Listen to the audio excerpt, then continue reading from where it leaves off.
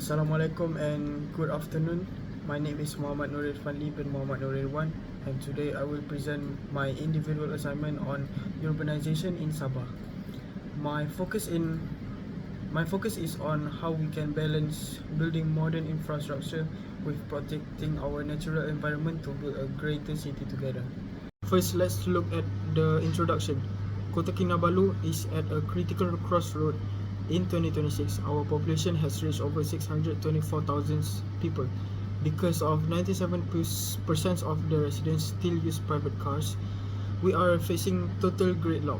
To fix this, the government is launching the 88 million ringgit Busmy initiative.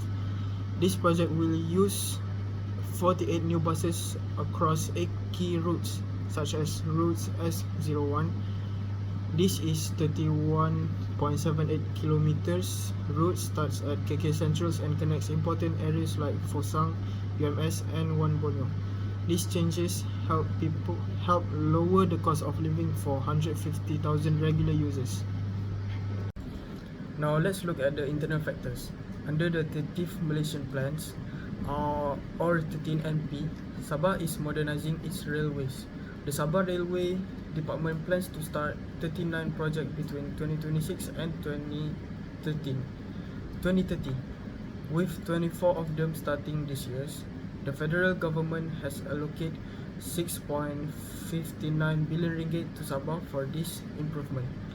Our goals are to replace all tracks for better safety, connect industrial hubs to ports for better logistics, and study the Trans-Borneo link to connect Sabah with Sarawak, Brunei, and also Indonesia.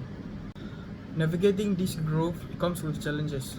We have the last mile gap, where it is hard for people in hilly areas or the mountainous region to reach bus stops.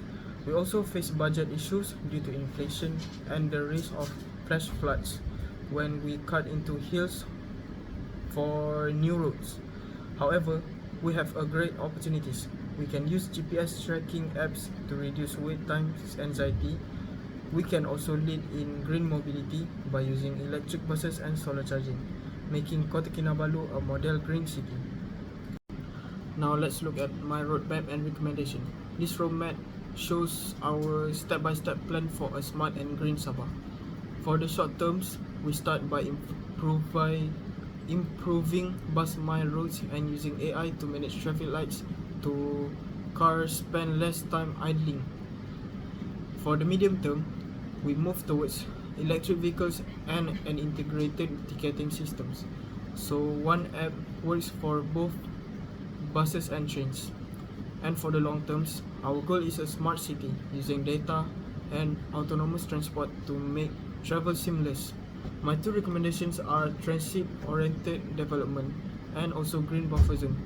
For the transit-oriented development, we should build housing and student hubs right next to our 39 new train stations. If people live near the stations, they won't need a car. For the green buffer zone, we must protect our nature by building wildlife crossings and urban forests along our new highways to prevent floods and save biodiversity. As I conclude this presentation, it is clear that the future of Sabah transport system depends on bold strategic policy integration. We are currently at a point where we choose between staying with all fragmented services or moving toward a modern, organized systems. First, we must emphasize strategic policy integration. Our evolution depends entirely on the 13 Malaysia Plans commitment to modernizations. By shifting from aging services to 88 million ringgit bus mile network, the state is building a reliable backbone for public mobility that Sabah has needed for a long time. This isn't just about adding buses, it's about creating a connecting system that people can actually trust to get them to work or to go to school on time. Second, we have to look at our environmental and global resilience. Our infrastructure must adapt to external pressures, specifically the global push for ESG compliance and carbon reductions. The data is shocking. Road transport currently causes 99% of our transport emissions, with 97% of our people still dependent on cars. Shifting towards green rail and public transit is no longer a luxury. It is a necessity for our environment.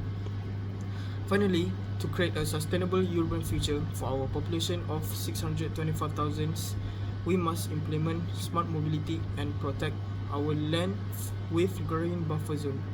We have a responsibility to ensure that urbanization enhances the quality of life in Sabah rather than destroying our natural beauty. In short, transport policy is about more than just moving vehicles. It is about moving our society toward a greener, safer, and more connected future for every Sabahan. That's all from me. Thank you for your time hearing my presentation, sir.